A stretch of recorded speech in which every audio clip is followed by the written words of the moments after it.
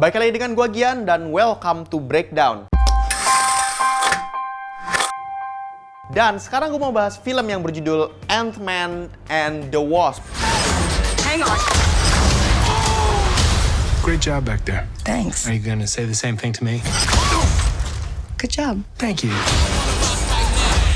Ini adalah spoiler content. Film ini bercerita tentang Scott Lang yang mendapat pesan dari Janet, ibunya Hope, aka The Wasp, yang membuka jawaban misteri dan petualangan baru tentang alam subatomik.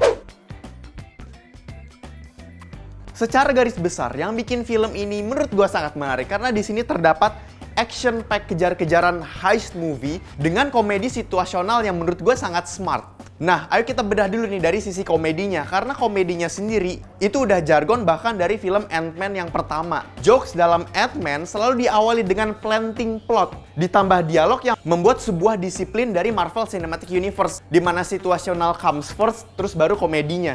Contohnya saat jokes yang mengenai kostum lamanya Ant-Man itu belum dihancurkan dengan membalikan statementnya Hank Pym ke dirinya sendiri. Nah, sebelum jokes itu masuk, udah ada planting plot di dalamnya. Ini track back ke pembahasan gua soal situasional komedi yang ada di breakdownnya film Target. Yang di-upgrade dalam film ini, di mana mereka juga membuat turunan komedi yang satu linear dengan penjelasan plot di filmnya si Ant-Man kedua ini. Di mana kostum barunya Ant-Man yang masih ada work in progress, dan kolerasi kenapa kostum lama menjadi peran penting dalam alur cerita. Nah, yang lucu di sini adalah atmosfer dari storyline-nya plus dialog komedi yang emang nyelip di setiap momen. Jadi secara impact itu punchline-nya tuh lebih ngena, lebih ngakak. Karena sebelumnya dia udah ngeplanting jokes-jokes yang nanti akan mereka keluarkan. Contohnya yang tadi gue bilang saat Hank Pym bicara soal kostumnya yang dihancurin. Kemudian di scene selanjutnya, jokes itu muncul saat si Scott membalikan statementnya Hank Pym dengan alasan dia kenapa kostum lamanya tidak dihancurkan. Well, komedi yang emang berbanding lurus banget sama storyline sebenarnya nggak sekali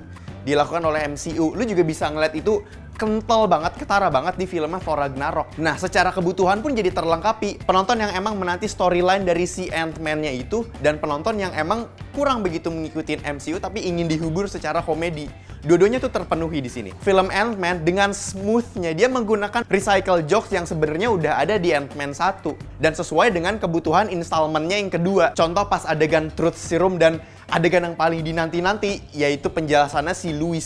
Nah, sekarang gue akan masuk ke pembahasan yang emang paling favorit gue bahas nih, storyline-nya di dalam Ant-Man and the Wasp. Menurut gue ini udah jadi nilai plus dan kekuatannya sendiri nih buat MCU dalam semua penggarapan storyline mereka di setiap installmentnya film-film MCU nih. Mau di filmnya yang agak serius dan cukup dark seperti Black Panther dan Infinity War, atau yang sangat fun dan sangat komedi sekalipun seperti filmnya Ant-Man dan si Thor Ragnarok ini. Mereka sangat lihai dalam membuat tipe storyline foreshadow plotting, di mana mereka secara ambigu di awal film atau di tengah film secara subtle menyelipkan apa yang terjadi di keseluruhan plot film dan di babak ketiga atau di akhir film. Nah, hal seperti itu membuat secara experience penonton tuh secara alur cerita tuh jadi sangat terpuaskan. Karena sebetulnya mereka tuh secara tidak sadar sudah di-planting sama plot-plot yang nanti akan ada di scene selanjutnya dan scene selanjutnya dan sampai di akhir film sebenarnya. Ah, masa sih? Oh iya kawan, kalau misalnya kalian sadar dan emang nonton lagi film Ant-Man and the Wasp, plot di babak ketiga, ending dari film ini,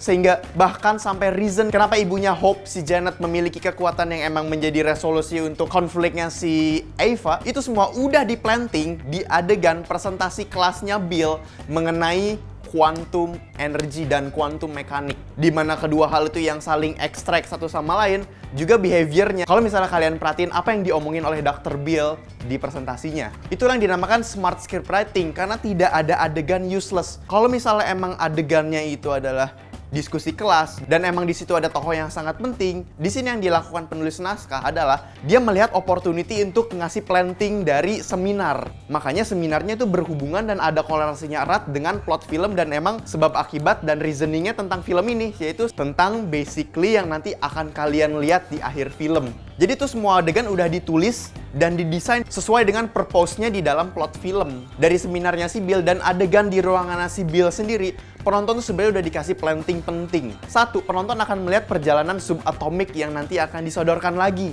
Terus jawaban kenapa Scott dan Janet bisa berkomunikasi satu sama lain dengan reasoning sebab akibat yang sudah dijelaskan Dr. Bill di seminar quantum mekaniknya. Planting energi dari Janet yang bisa healing Ava, sekaligus planting bahwa ada yang namanya evolusi dari badannya si Janet sendiri. Karena sudah 30 tahun beradaptasi di dunia subatomik. Dan yang paling jelas, penonton akan mendapatkan adegan Ant-Man menjadi raksasa saat Bill dan Scott komparasi ukuran, walaupun itu sudah dibantu banget dengan trailer. Tapi lihat deh, dari itu semua apa yang penulis naskah ini lakukan adalah keseluruhan plot dan sebab akibatnya tuh dibongkar secara subtle di satu momen. Gue kayak pas abis nonton dan baru sadar maksud dari scene itu, gue langsung kayak gila, kacau nih. Ternyata semuanya udah didesain di sini. Dan itu juga yang menjelaskan kenapa penonton paham dengan alurnya tuh secara maksimal. Ya kalau dipikir-pikir lagi sih, itulah kekuatan dari permainan storyline dari setiap installmentnya film MCU, yaitu foreshadow plotting. Nah, sebenarnya kalau bicara soal teknik itu sendiri, foreshadow plotting itu juga sebenarnya turunan dari teknik yang dimana ending yang secara ambigu ditaruh di depan. Seperti contoh filmnya Gone Girl, Memento, Inception. Nah, kalau misalnya untuk film Asianya itu seperti Crow Zero, PK, dan Three Idiots. Jadi penonton tuh dikasih gambaran what comes next. Dan penonton tuh jadi looking forward dengan apa yang mereka lihat di awal atau di plantingnya itu. Jadi journey untuk penonton menyikapi explanation scene-nya nanti itu lebih siap. Karena mereka sebenarnya udah dikasih gambaran-gambaran selipan-selipan yang secara ambigu di planting ke dalam otaknya penonton. Walaupun nggak secara gamblang, tapi mereka udah nge-foreshadowing apa yang akan terjadi selanjutnya.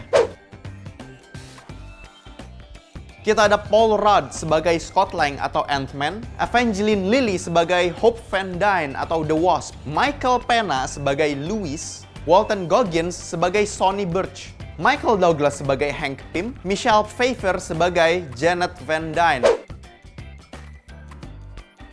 Disutradarai oleh Peyton Reed. Tentunya dia adalah sutradara di Ant-Man film yang pertama. Tapi dia juga sutradara di balik filmnya Yes Man dan The Breakup. Nah, di dalam MCU ini yang gue suka, mereka tuh punya tendensi untuk meng-hire director baru buat eksplorasi tentang cerita yang akan digarap oleh dirinya. Menyebabkan setiap film-filmnya MCU tuh punya warnanya sendiri dan variasi banget. Walaupun dia juga udah punya garis besar ya buat 101-nya si treatmentnya MCU. Dan ini sangat bertolak belakang banget nih dengan DC yang mengharuskan semua sutradara yang menggarap filmnya itu menjadi Snyder-sentris.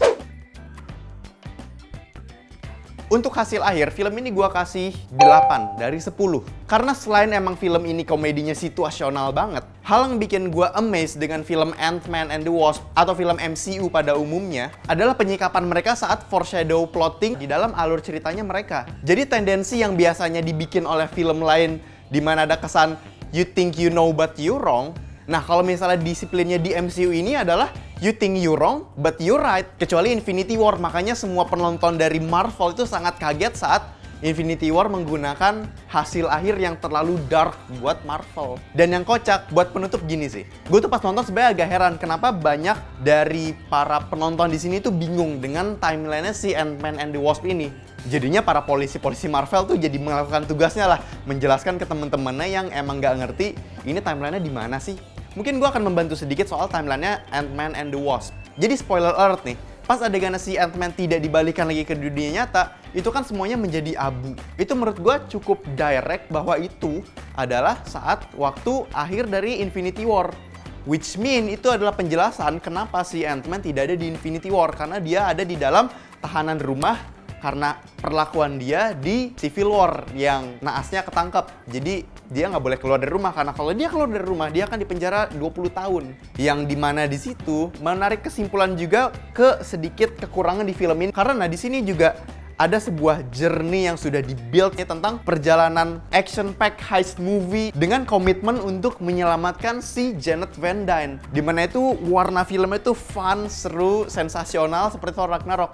Tapi karena emang endingnya harus dilinearkan dengan Infinity War, gue sebenarnya agak sedih. Tiba-tiba filmnya jadi agak harsh dan genocide dark. Jadi menurut gue sebenarnya minor sih, kekurangannya di situ doang. Jadi film yang udah dibikin dengan komitmen plot untuk nyelamatin seseorang, pas orang diselamat kayak cas hilang ya. Capek dong nonton kita mendapatkan adventure-nya tuh di awal film sampai akhir film. Namanya juga jualan ya, semuanya akan di-link lagi ke film selanjutnya di installment-nya Avengers Infinity War yang kedua. Oke, cukup sekian review dari gua. Kalau misalnya lu punya kritik tentang review gua, silahkan share pendapat kalian di kolom komentar bawah. Kalau misalnya lu emang punya pendapat sendiri tentang Ant-Man and the Wasp, atau punya rating sendiri tentang film ini, silahkan share pendapat kalian di kolom komentar bawah. Jangan lupa like, komen, dan subscribe di channel Kincir Cinema Club. Kalau misalnya lu punya passion atau semangat untuk review film, lu juga boleh cek di website kincir.com. Karena di situ kita juga ada review film dan lu boleh mengutarakan pendapat lu di sana. Jangan lupa share video ini ke temen-temen lu yang emang suka review film atau para fanboy Marvel atau DC di sana. Ayo kita breakdown film selanjutnya bersama gua Gian. Dadah.